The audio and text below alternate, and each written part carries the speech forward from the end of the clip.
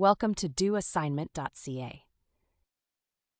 Here is the problem. A normal driver has a reaction time of 0.75 seconds before braking, while an impaired driver has a reaction time of 3 seconds. Both are traveling at 30 miles per hour, which equals 44 feet per second on a straight road.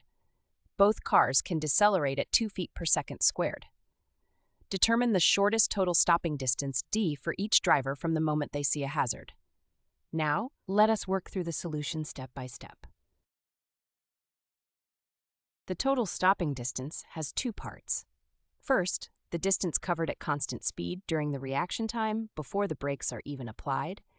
And second, the braking distance as the car slows to a stop. The braking phase is the same for both drivers since they share the same speed and deceleration, only the reaction time differs. For the braking phase, we use the kinematic equation v squared equals v naught squared plus 2 times a times d.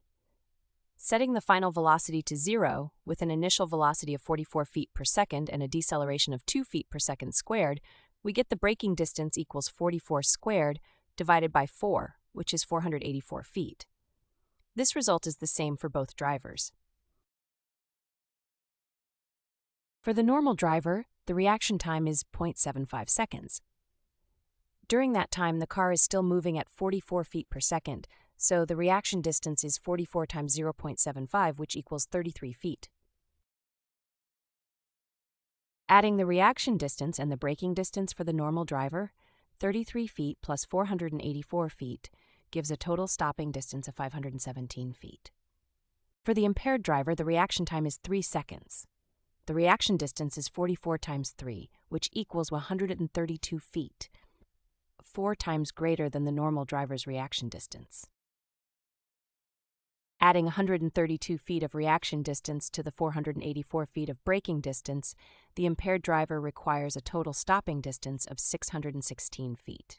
To summarize, the normal driver stops in 517 feet, while the impaired driver needs 616 feet, a difference of 99 feet. Both cars have identical braking distances. The entire extra distance comes from the longer reaction time. This 99-foot margin illustrates how reaction time alone can determine whether a hazard is avoided. Visit doassignment.ca for more study tools, AI learning support, and online tutoring.